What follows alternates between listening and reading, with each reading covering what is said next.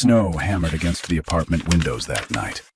The kind of bitter New York cold that made every breath feel like glass. Lauren Whitmore clutched her stomach, another contraction ripping through her as she tried to steady herself against the kitchen counter. Her iPhone buzzed weakly in her trembling hand, another call to Chase, unanswered. She hit redial. Once. Twice. 17 times. And then her screen flashed a message she never imagined seeing in the middle of labor. Call failed. The person you were trying to reach has blocked you. For a moment, the world went silent. No wind. No sirens from the street below. Just the echo of her own disbelief. Chase didn't pick up. He didn't text back. He blocked her.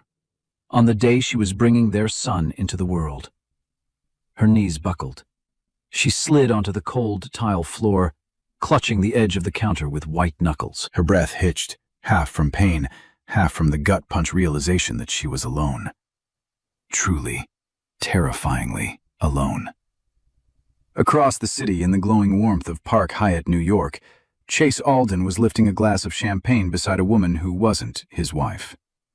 The crystal chandeliers shimmered above him as he laughed at something Ava Sinclair whispered into his ear. He never saw Lauren's desperate calls. He never cared to look. Lauren forced herself up, teeth clenched, tears slipping down her cheeks. Okay, you can do this, she whispered to herself, grabbing her hospital bag. She pressed a hand to her belly as another contraction stabbed through her. But as she reached the door, her strength faltered.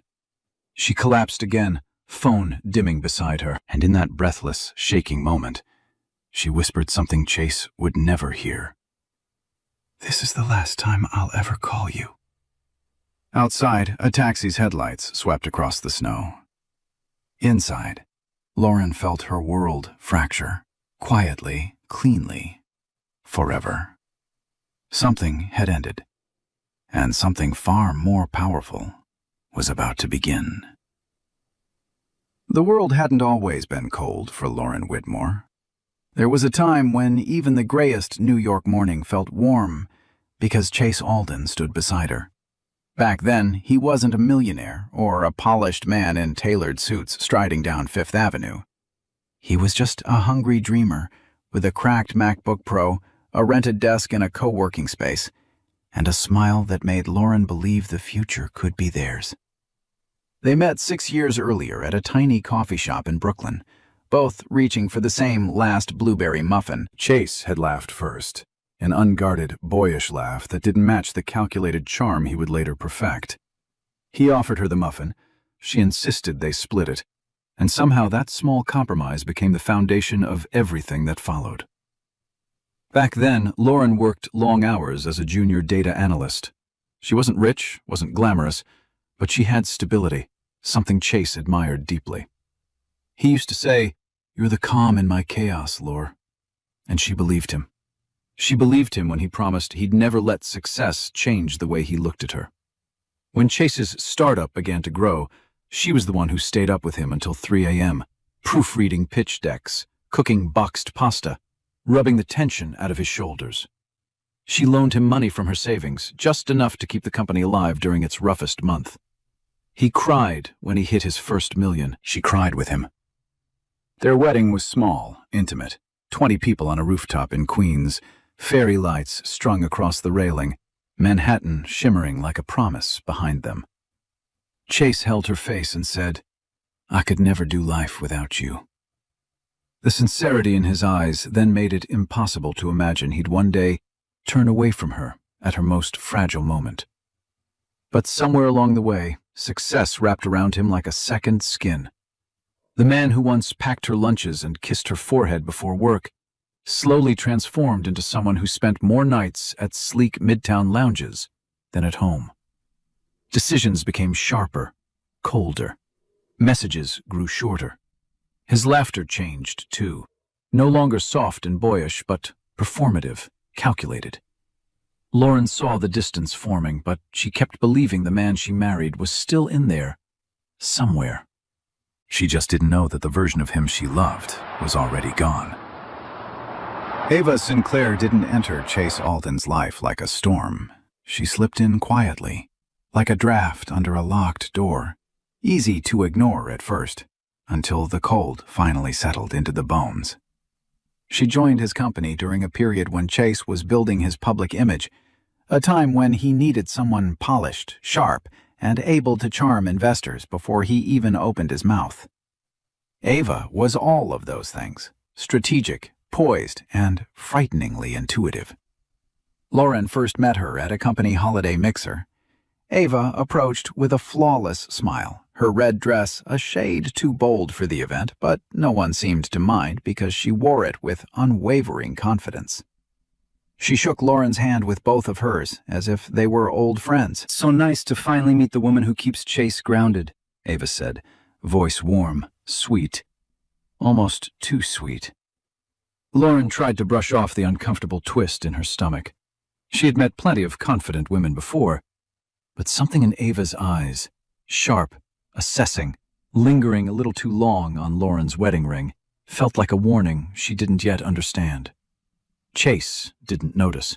If anything, he seemed energized around Ava, laughing louder, talking faster, glowing under her attention. Ava praised his ideas, amplified his presence, whispered just one more thing into his ear between conversations.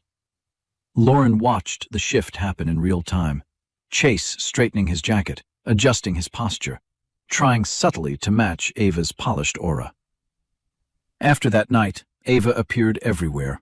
Late-night meetings, early-morning strategy sessions, PR events where Chase insisted Lauren didn't need to attend because she was getting too tired with the pregnancy. At first, Lauren believed him. She wanted to. Pregnancy had drained her energy, and Chase always framed his requests as concern. But soon, the little things multiplied. Chase started hiding his phone, turning away when texting, spending nights at the office, but coming home smelling faintly of a perfume Lauren didn't recognize, something floral and expensive. Still, the betrayal wasn't obvious yet. What made Ava dangerous wasn't bold cheating. It was subtle manipulation. She began sending Chase carefully crafted reports painting Lauren as stressed, emotional, overly sensitive. Normal for pregnancy, Ava would say. But maybe she shouldn't influence major decisions right now. Tiny seeds, planted with intention. And Chase, already drifting from the man he once was, let them grow.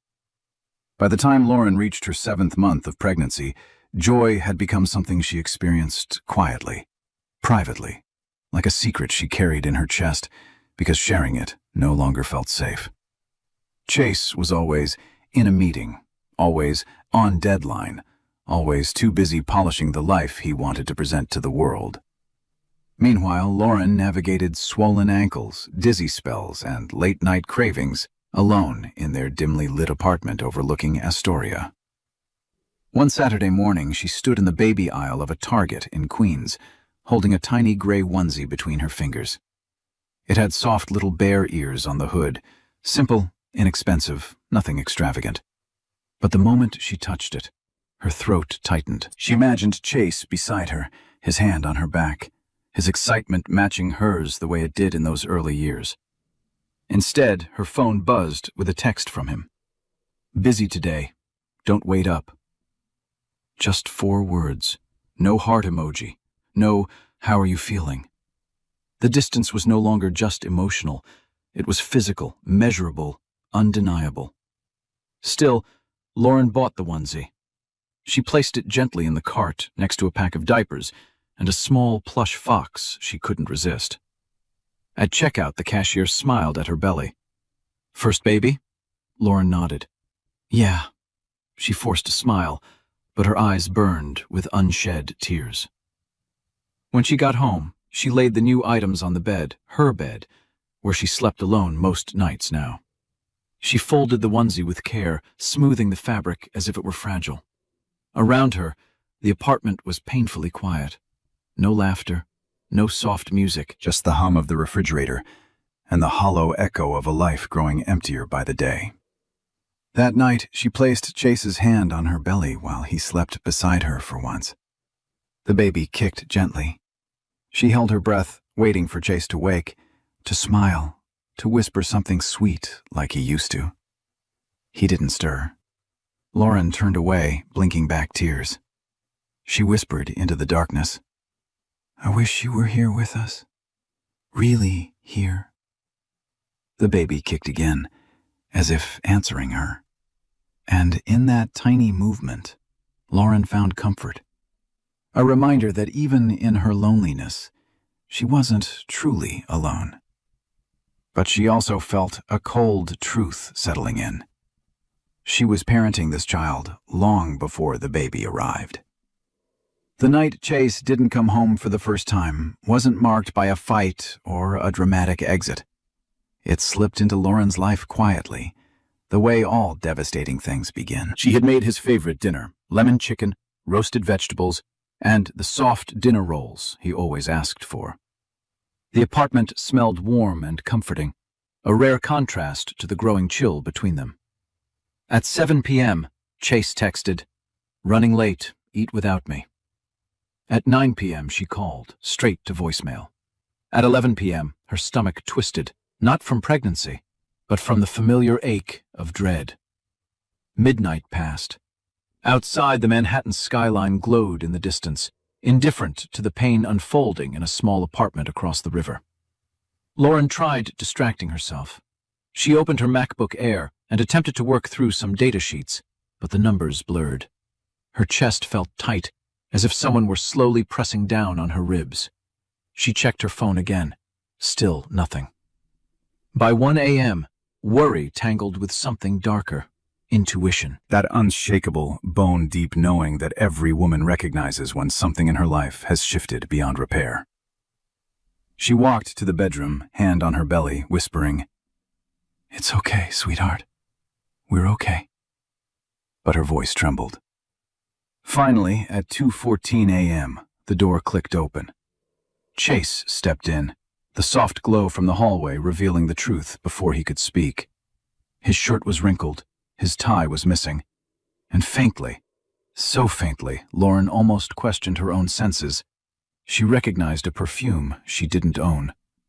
Something floral, expensive, undeniably feminine. She swallowed. "Where were you?" Chase didn't flinch. He didn't apologize. "Work dinner. It went late." "Until 2 a.m.? "It happens. Don't start, Lauren. You're too emotional lately." Too emotional. The words sliced through her like a blade. He brushed past her and went straight to the shower. She stood frozen in the doorway, listening to the water run, each drop a cruel reminder that he was washing off a night she wasn't part of. When he finally came to bed, he turned his back to her without a word. Lauren lay awake, staring at the ceiling, one hand resting protectively on her belly. She didn't cry. She didn't speak. But in the quiet darkness, she felt the first crack in her marriage widen. Sharp, cold, irreversible. By the 8th month of pregnancy, Lauren had become an expert at pretending things were fine. She smiled through swollen feet, through dizzy spells, through the growing silence in their home. But nothing prepared her for the day she sat alone in the dim waiting room of her OB/GYN's office, hands trembling around her iPhone as she waited for Chase to arrive. He had promised he'd come. "It's important," she'd reminded him that morning. "I know, Laure. I'll be there," he'd said, adjusting his Mont Blanc pen in his suit pocket before rushing out the door. But now, 30 minutes past her appointment time, he still wasn't there. Her doctor finally called her in. "We can start without him," he said gently. During the ultrasound, as the technician traced the screen, Lauren blinked away tears. She wanted Chase beside her. She wanted his gasp of awe, his hand gripping hers, his smile when he saw their son kicking. But all she got was an empty chair, a void where her husband was supposed to be. After the appointment, she stepped outside into the cold wind, her scarf whipping around her as she called him again. Ring, ring. Voicemail. "Hey, it went fine," she whispered into the phone. "I wish you had been there. I really needed you today." An hour later, still no response. That night, Chase finally texted, "Sorry, busy day. How was it?" Lauren stared at the screen, feeling a wave of exhaustion wash over her. She typed out a long message, how scared she felt, how the doctor mentioned signs of early labor, how alone she was starting to feel. But then she deleted everything.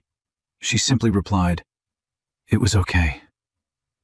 Chase didn't call. He didn't ask for pictures. He didn't come home early.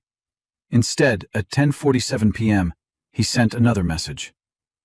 "Ava needs me to review a pitch deck. Don't wait up." Lauren froze.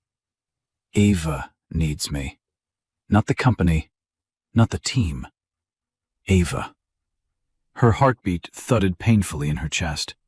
She sank onto the couch, one hand pressed over her belly as the baby kicked softly, like a reminder that she wasn't alone, even if she felt like it. She dialed Chase once more, hoping, begging for him to answer. He didn't. The call rang until it died into silence, taking another piece of her heart with it. By the time Lauren reached 36 weeks, anxiety had become her constant shadow. Every tightening of her abdomen made her wonder if it was beginning, if the baby was coming early. Her doctor had warned her about the signs, told her to avoid stress, told her to rest. But how could she rest when the man she loved was slipping through her fingers like water she couldn't hold? That night, the tension in her body felt different, sharper, deeper, curling into her spine like a warning. She sat on the edge of their bed, one hand rubbing slow circles over her belly. She tried to call Chase, hoping he might come home early for once. He answered on the third ring, voice rushed, distracted. "Lauren, I'm about to walk into a meeting. Can this wait?" Her heart sank. I think something's wrong. My stomach keeps tightening. It feels different tonight." A pause. A sigh. Then, "Lauren, it's Braxton Hicks. You always overreact. Just drink some water and lie down. I'll check in later." She closed her eyes, forcing her voice to stay steady. "I really think, Lauren," he snapped softly, "I can't do this right now." Before she could respond, she heard another voice in the background, soft, feminine, too familiar. Ava, laughing. Lauren's blood ran cold. Chase lowered his voice. "Don't start imagining things. I'm working." The call ended, just like that. Lauren's throat tightened. She placed the phone beside her, breathing through the rising panic. But no amount of deep breaths stopped the sharp, rhythmic pain that began to pulse across her lower abdomen. She tried walking around. She tried lying down. She tried drinking water. Nothing helped. Another contraction hit, this one strong enough to bring her to her knees. Her breath hitched. No, not tonight. Not when she was utterly alone. She grabbed her hospital bag and set it by the door, her hands trembling uncontrollably now. She reached for her phone, willing Chase to feel her fear across the city. 1 call. 2 calls. 3. Finally, she sent a text. "I need you. Please." Delivered. Not read. Not answered. A minute later, another contraction hit so violently it stole her breath. She clutched the doorknob, whispering through gritted teeth, "Please, Chase. I need you this one time." But somewhere across Manhattan, he was already slipping away. Ava Sinclair had a talent for timing, specifically for choosing the exact moment when Chase was most vulnerable to her influence. And tonight, as the city lights shimmered against the glass walls of the Park Hyatt's ballroom, she saw her moment. Chase's phone buzzed on the table beside their champagne glasses. He glanced at the screen. Lauren, again. His jaw tensed. Ava leaned closer, her perfume, something expensive and deliberately understated, drifting toward him like a soft trap. "Another call?" she asked, voice smooth as silk. Chase rubbed his temples. She's being dramatic. Pregnancy hormones. Ava offered a sympathetic smile, one she had practiced to perfection. I'm sure she's fine. You know how anxiety gets when women are close to their due date. It was the kind of sentence crafted to sound supportive while planting doubt. And it worked. Chase exhaled, shoulders dropping. His phone buzzed again. A message this time. Ava's eyes flickered to the screen. I need you. Please. She hid her satisfaction behind a delicate sip of champagne. Chase, she murmured, placing a light hand on his arm. You cannot keep letting personal things pull you away. Not tonight. Not with investors watching. Your company needs stability. You need stability. It was manipulation masked as concern. Chase hesitated, phone still in his hand. For a split second, guilt flickered across his face. Ava saw it and extinguished it instantly. Come, she said softly. Let's review the pitch deck before the presentation. You owe it to yourself. And then, like fate aligning with cruelty, Chase's phone vibrated with another call. Lauren. He stared at the screen, frustration boiling over. Ava tilted her head, voice barely above a whisper. You deserve peace, Chase. He exhaled sharply, and with one swipe, he blocked his wife's number. Ava's smile didn't reach her eyes, but it didn't need to. She had exactly what she wanted. Complete access to Chase, with Lauren pushed quietly out of the frame. Good, Ava whispered. Now you can focus.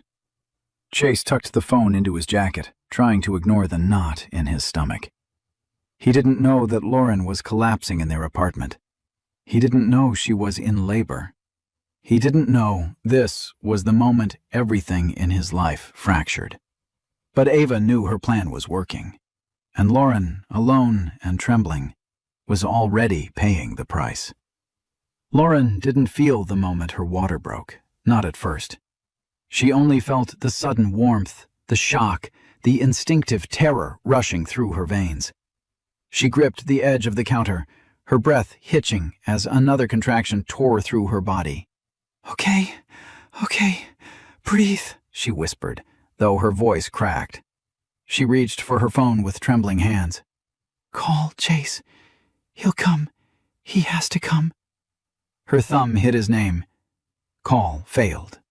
She tried again. Call failed. Her heart hammered. She blinked hard, refusing to believe what the screen was telling her. One more time. The person you are trying to reach has blocked you. Blocked. Blocked by her own husband, on the night she needed him more than ever. A sob escaped her, raw and strangled.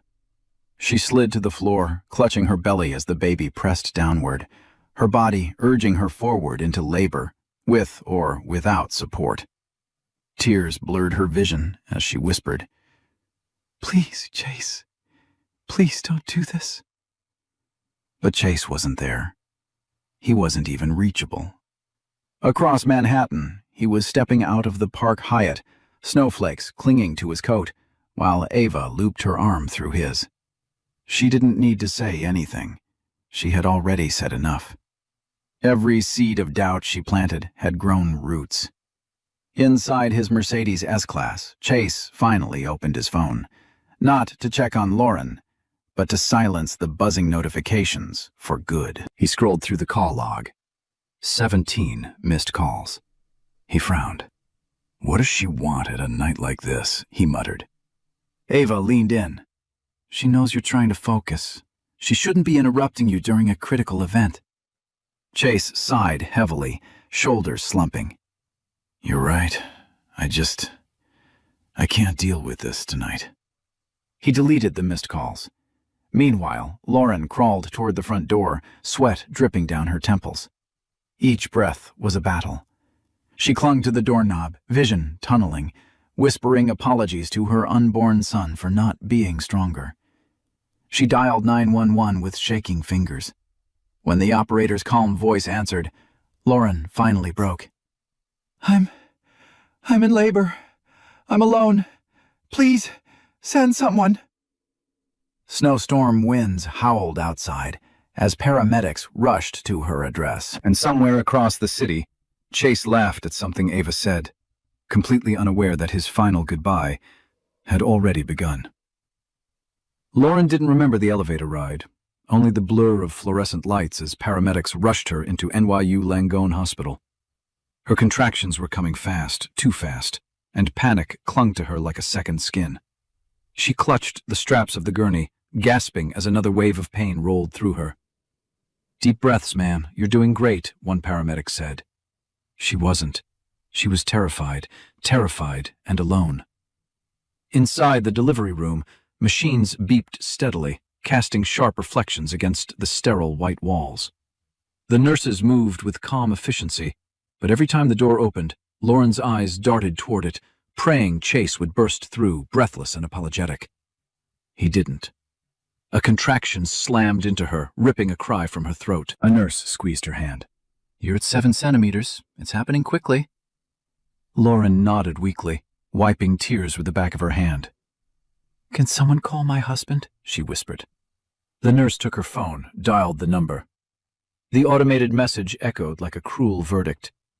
"This number has blocked you." The nurse froze. "Oh, honey."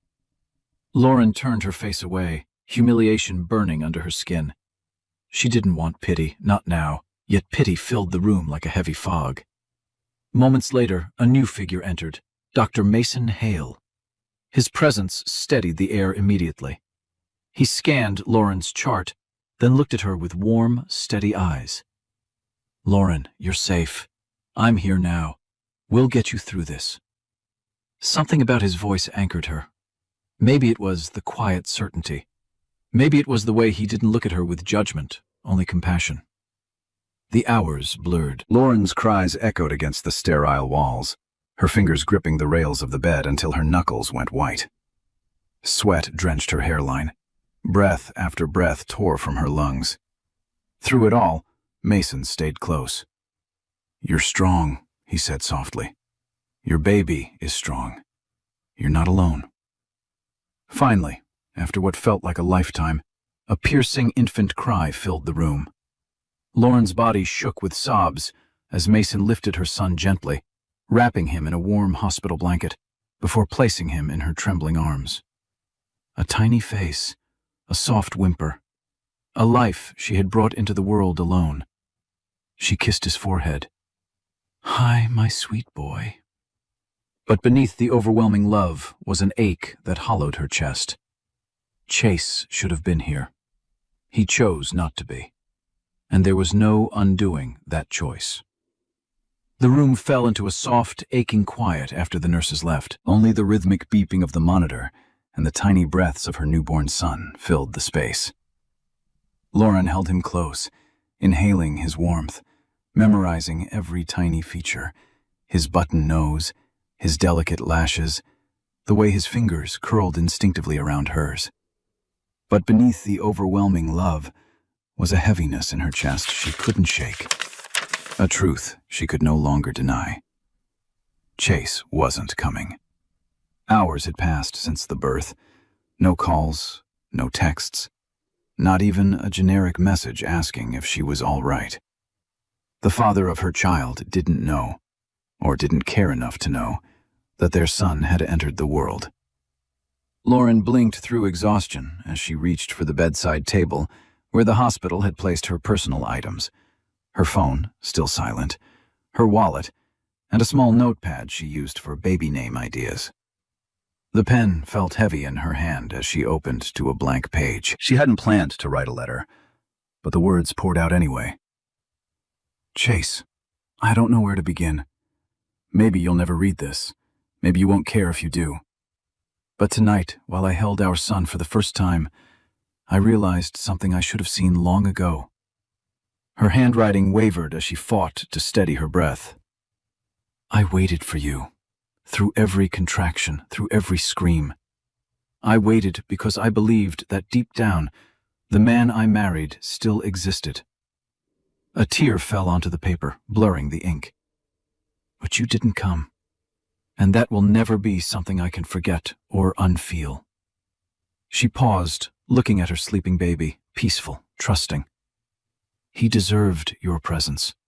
I deserved your support.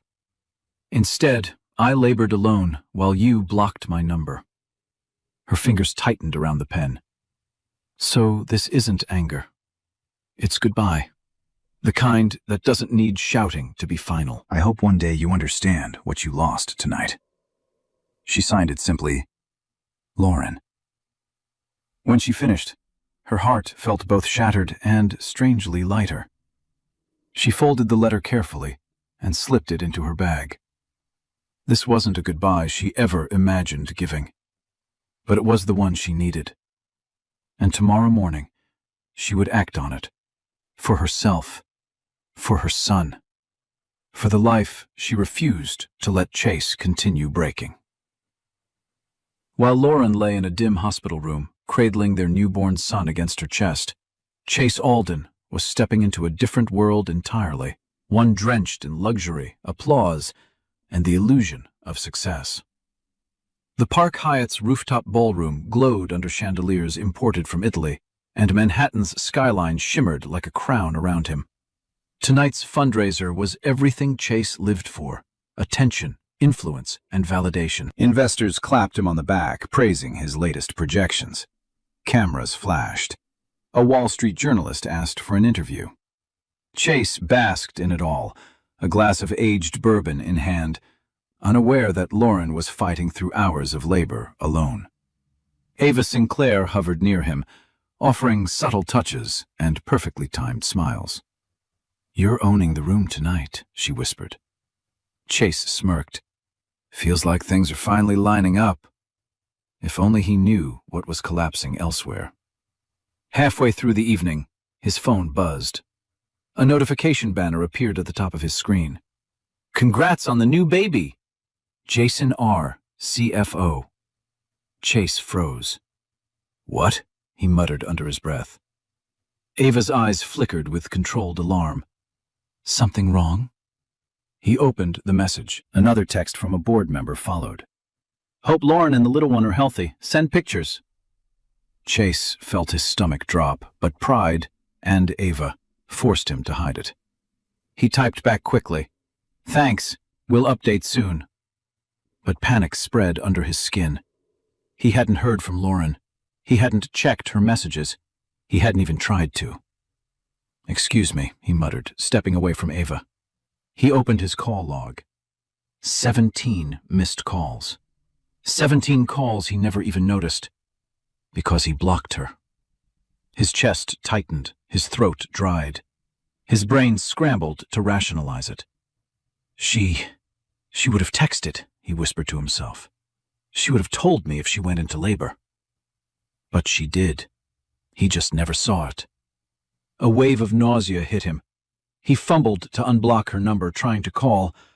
Call failed. No service on the rooftop. Ava approached quietly, placing a gentle hand on his arm. "Chase." "Look at me. Stay calm. Tonight is important." He stared at her, heartbeat pounding. Important. Yes, tonight was important, just not for the reasons Ava thought. Because somewhere across the city, a moment had already happened, a moment he could never undo. His son had been born, and Chase hadn't been there. Chase Alden barely slept after the gala. Guilt gnawed at him, sharp and relentless, but pride kept whispering excuses in his ear. "She's dramatic. She's fine. She always overreacts." But at 6:12 a.m., he jolted awake in their penthouse, heart pounding, the early sunlight slicing through the blinds. Something felt wrong, viscerally wrong. He grabbed his phone and tried calling Lauren again now that service was restored. The automated voice hit him like a punch. "The number you are trying to reach is unavailable." Unavailable. Not blocked, not busy, just gone. His chest tightened as he rushed to the kitchen, hoping she'd left a note, anything. Instead, he stepped into a silence so heavy, it felt physical. The house was too clean, too still, too empty. Then he saw it. A small envelope on the dining table, his name written in Lauren's handwriting. His hands shook as he opened it. The letter unfolded softly, but the words inside tore him open. You didn't come. I needed you, and you blocked me. Our son deserved better. So did I. This isn't anger. This is acceptance. Goodbye, Chase. He sank into a chair, breath caught somewhere between a gasp and a sob. He read the letter again and again, each line a blade, each sentence a mirror reflecting the man he had become, but never meant to be. No, Lauren. What did you do? He whispered, gripping the paper like it could bring her back. He sprinted to the bedroom, yanking open closets, drawers, searching for signs she was still there. But her suitcase was gone. Her clothes, her toiletries, even the tiny gray onesie with bare ears she had shown him weeks ago, gone. Everything she touched had vanished from the home he once forced her to shrink inside. Chase fell to his knees beside the bed, clutching the sheet where she used to sleep. He hadn't cried in years, but now tears streamed down his face unchecked. In the corner, something caught his eye. A small hospital bracelet on the nightstand. Baby Boy Whitmore, NYU Langone Hospital. Born 2:14 a.m. His son. His son had been born while he laughed, drank, and danced with another woman. A sound escaped him, raw, broken, unfamiliar. Because for the first time, Chase understood the truth. This wasn't just a mistake. It was the moment that cost him his family, and Lauren wasn't coming back. Chase didn't bother changing clothes. He sped through Manhattan in the same wrinkled suit from the gala, heart pounding as he forced his Mercedes through early morning traffic. Every red light felt like a personal attack. Every passing second felt like another piece of Lauren slipping further away. When he reached NYU Langone Hospital, he ran through the sliding doors, breathless, frantic, ignoring the security guard calling after him. I'm looking for my wife, he gasped at the front desk. Lauren Whitmore, she delivered last night. The receptionist's expression shifted, sympathy mixed with something heavier. Sir, please wait a moment. A few agonizing minutes later, a man in a white coat approached. Dr. Mason Hale. Calm, steady, eyes sharp enough to read truth and guilt in a single glance. You must be Chase, Mason said, voice even. Let's talk somewhere private. They stepped into a quiet hallway, the hum of machines echoing faintly around them. Chase ran a shaking hand through his hair. Where is she?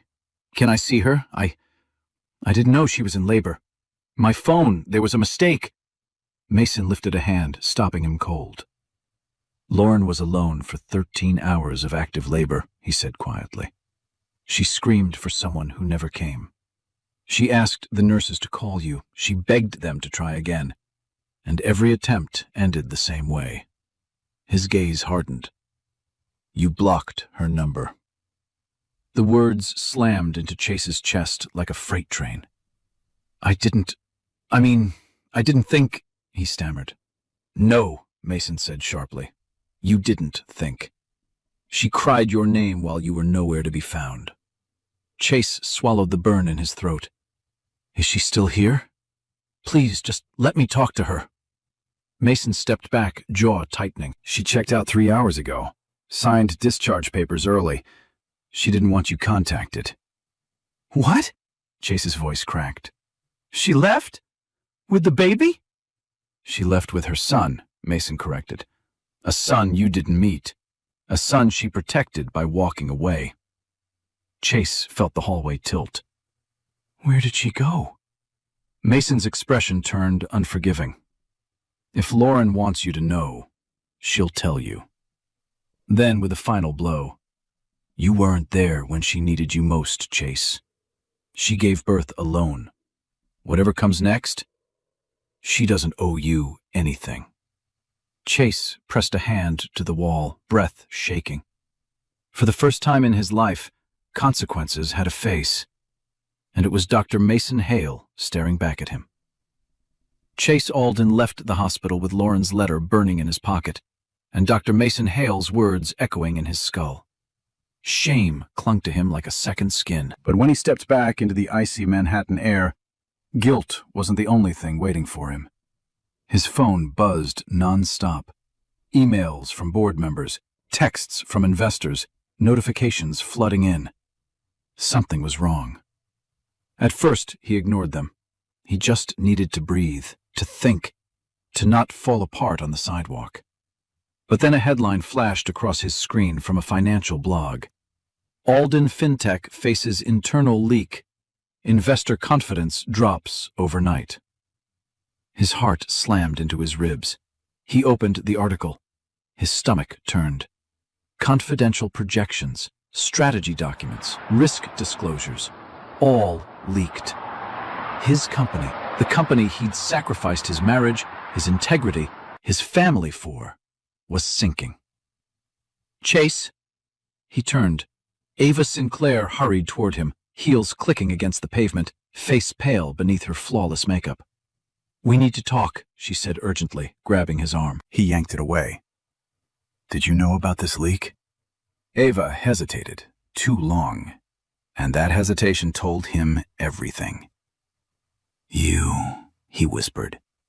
"You did this." "No," she insisted, stepping closer. "I didn't leak anything. But Chase, you have to be smart.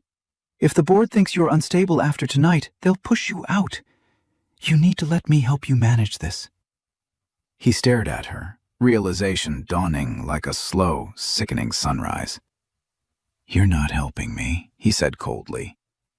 "You're positioning yourself." A flicker of panic crossed her face, then vanished behind practiced calm. "Chase, don't make this personal." "Personal?" he repeated, laughter breaking in his throat. "My wife gave birth alone. My son was born while I was—" He couldn't finish the sentence. Ava softened her voice. "Chase, listen. Lauren was holding you back.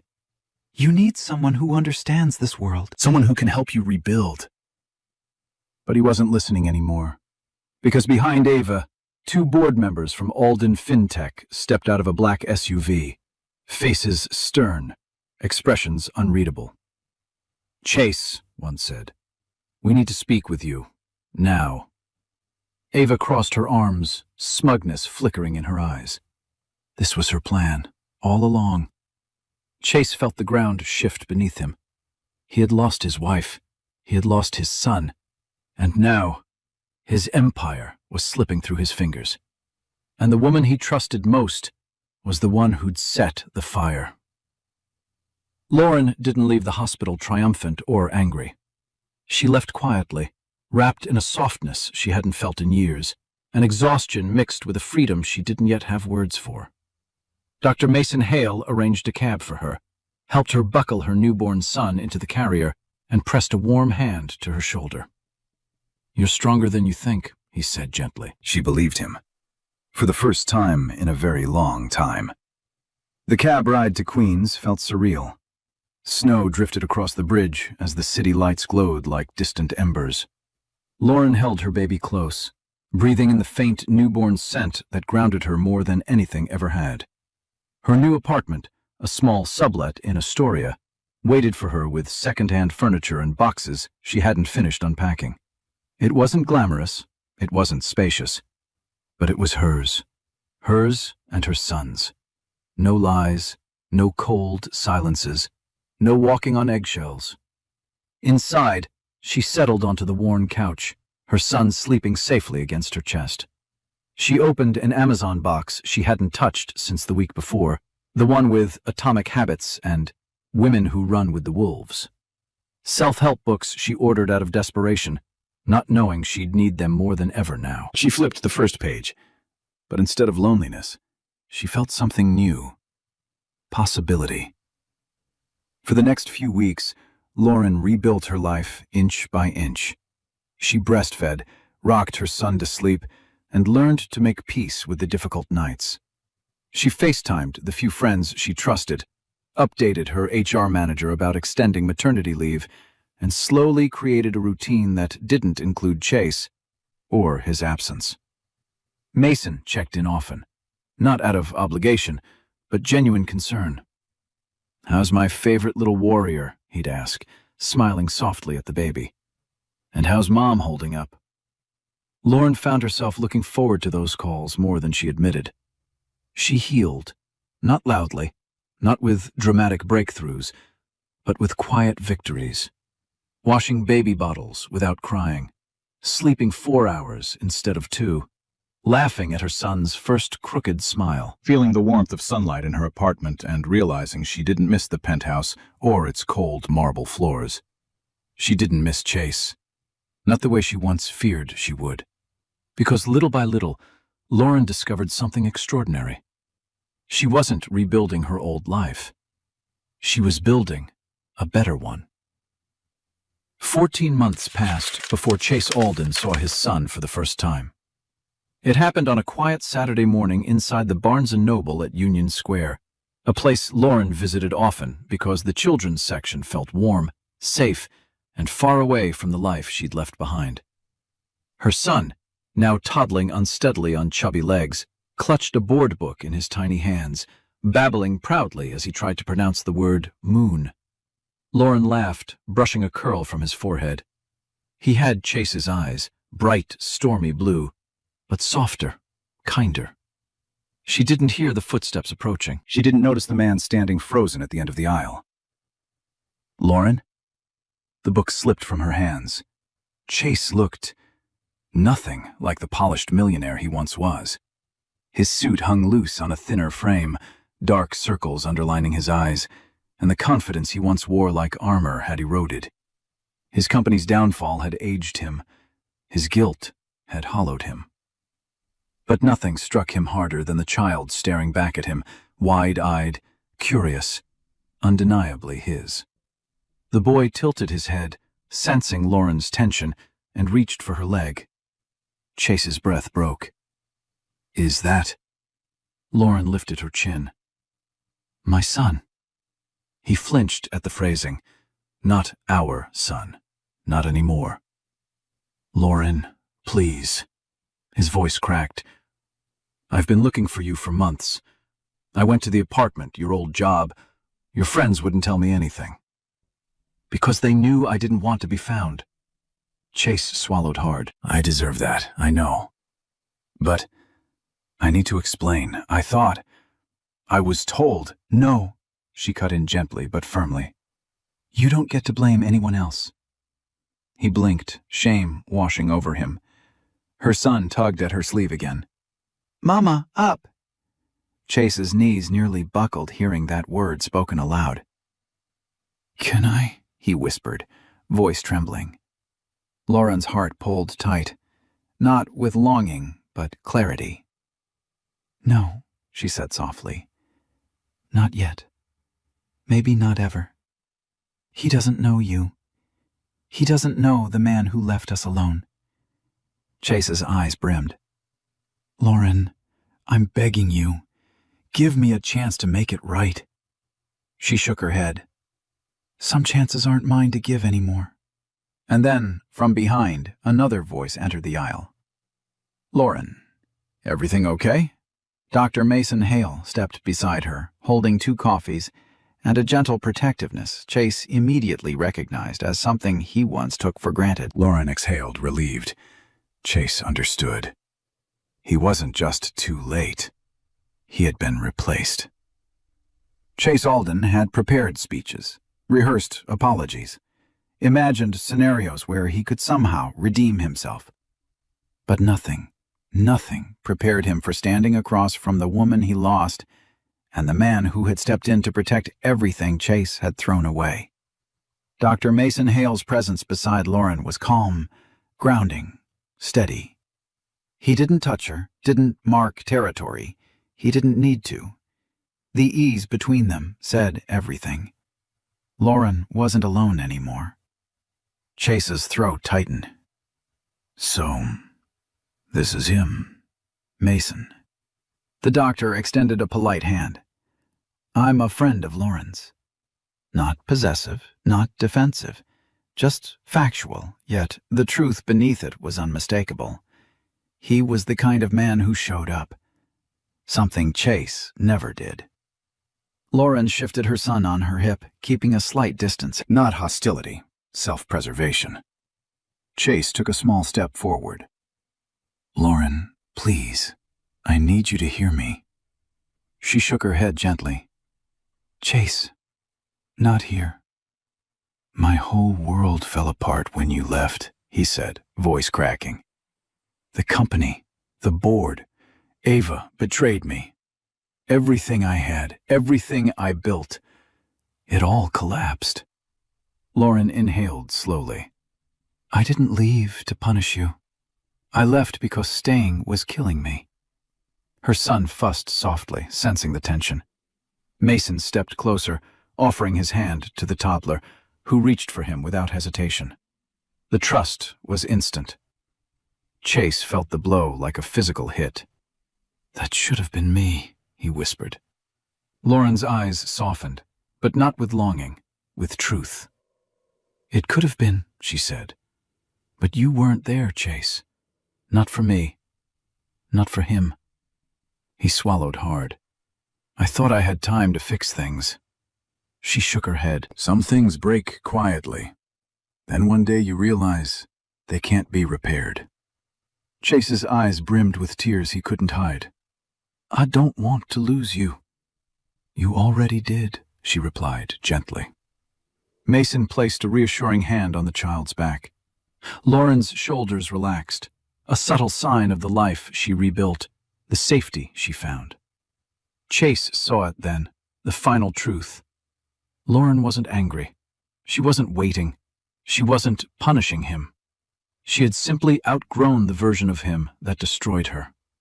And in that realization, Chase felt the full weight of his choices, not as regret, but as consequence. The air inside Barnes & Noble felt heavier now, as though the shelves themselves were holding their breath. Chase Alden stood rooted to the spot, eyes fixed on the small family in front of him, Lauren, her son, and Mason. A picture of the life he could have had. The life he'd been too blind to protect. Lauren, Chase whispered, voice breaking. Please, don't walk away from me again. She turned toward him slowly. Her expression wasn't cruel. It wasn't even angry. It was something far harder for Chase to face. Acceptance. Chase, she said softly, I'm not walking away. I walked away a long time ago. Her son reached for Mason's finger again, giggling when Mason wiggled it playfully. The sound sliced through Chase, reminding him of all the laughs he'd missed, all the firsts he'd never seen, all the moments Lauren had carried alone. He forced a breath. I want to be in his life. I want to try. You had chances, Lauren interrupted gently. You had so many. The night I went into labor, the weeks before that, the months before that. Every time I reached out, you turned away. I know, he whispered, chest aching, and I regret it every day. Lauren shifted her son onto her hip, smoothing the toddler's hair. Regret doesn't undo what happened. It doesn't erase the pain, and it doesn't rebuild trust. Chase nodded, tears gathering. Then what do I do? How do I prove I've changed? She looked at him carefully, compassion softening her features. You start by understanding that I don't owe you a chance just because you want one. He blinked, absorbing the blow. But, she continued, I'm not shutting the door forever. I just can't open it right now. Not until you heal. Not until you become someone stable, someone safe, someone our son could count on. Her words were not punishment, they were truth. Mason watched respectfully, stepping forward only when the toddler tugged at him again. Lauren's face eased when she looked at the doctor. Chase saw it. The trust, the warmth, the safety he had long taken for granted. So this is goodbye? Chase asked quietly. Lauren shook her head. No, she said. This is closure. She reached for Mason's hand, Not romantically, but with gratitude, and began walking toward the exit. Her son rested his head on her shoulder. For the first time, Chase didn't chase after her. He let her go, because loving her now meant respecting her peace. Spring arrived in New York quietly, melting the last traces of winter from the edges of Central Park. Lauren walked along the winding path, her son toddling beside her, holding her hand and pointing excitedly at every bird, every leaf, every runner passing by. The world felt gentler now, lighter, like it had exhaled with her after months of rebuilding, grieving, and growing. Mason Hale was waiting for them near the Bethesda fountain, a soft smile tugging at his lips as he watched the little boy wobble toward him. He knelt, arms open, and the toddler launched himself forward with a squeal of joy. Mason caught him effortlessly, lifting him into the air as laughter echoed across the water. Lauren's heart warmed in a way she once feared it never would again. "You two seem to be having fun," she said as she reached them. Mason shrugged playfully. "He's teaching me all the important words. Bird, rock, snack." "Snack is definitely his favorite," she teased. They sat together on a nearby bench. Mason handed her a coffee, her favorite order, somehow remembered without her ever telling him twice. Her fingers brushed his, and instead of flinching like she once did with Chase, she felt steady, safe. After a moment, Mason cleared his throat, his expression shifting into something softer, deeper. He placed a small velvet box on her lap. Lauren froze. "Mason," he raised a hand gently. "Before you open it, just listen." She swallowed, nodding. "I know what you've been through," he said quietly.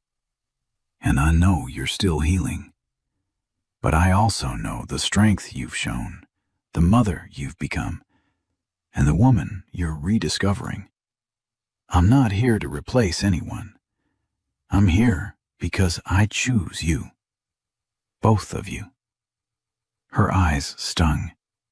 He opened the box himself, revealing not a ring, but a delicate pendant engraved with her son's initials. "This isn't pressure," Mason continued. "It's a promise. When you're ready, whenever that is, I'd like the chance to build a life with you. One grounded in honesty, in presence, in love." Lauren covered her mouth, overwhelmed. She looked at Mason, at her child curled happily against his chest, and at the sunlight shimmering across the fountain. For the first time in a long time, her heart didn't hurt. It hoped. She placed her hand over Mason's and whispered, "I'd like that, someday." And someday was enough. Because Lauren finally had everything she once begged for: love, safety, respect, and a future she didn't have to fear anymore. All right, my wonderful friends, we've come to the end of this emotional story.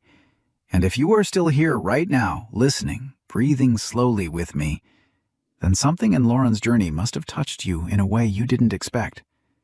Maybe it reminded you of your own strength. Maybe it reminded you of someone you love. Or maybe it reminded you of a moment when you finally chose yourself. Stories like this aren't just drama. They're mirrors. And as Marcus Aurelius once wrote, "You have power over your mind, not outside events." Lauren couldn't change Chase. She couldn't change betrayal, loneliness, or the heartbreak of giving birth alone. But she could change how she rebuilt afterward. And that is the part that belongs to every one of us. Life will hurt. People will fail us. But healing is not about pretending it never happened. It's about rising again with clearer eyes, steadier steps, and a heart that finally chooses peace. So, if this story stayed with you, take a breath, place a hand over your heart, and remember, you deserve the kind of love that shows up, the kind of respect you don't have to beg for, and the kind of future you can walk toward without fear. If this message reached you today, don't keep it to yourself. Like this video, share it with someone who might need it, and subscribe so you never miss the next story that might just change the way you see your own life. You being here means more than you know, and our journey together is just beginning. This story is a work of fiction created solely for entertainment and emotional reflection. Any resemblance to real people, events, or situations is purely coincidental. The characters, locations, and circumstances are narrative tools designed to explore themes of resilience, healing, and personal transformation. Nothing in this video should be interpreted as factual reporting or real-life claims. Our goal is to encourage reflection, empathy, and meaningful conversation, not to represent actual individuals or documented events. Viewers are invited to interpret the story symbolically and draw inspiration in ways that feel personally helpful. By watching this content, you acknowledge that it is dramatized storytelling meant to uplift, not to misinform. If you enjoy these narrative journeys and the lessons within them, feel free to like, share, and subscribe to support the channel and stay connected with future stories crafted just for you.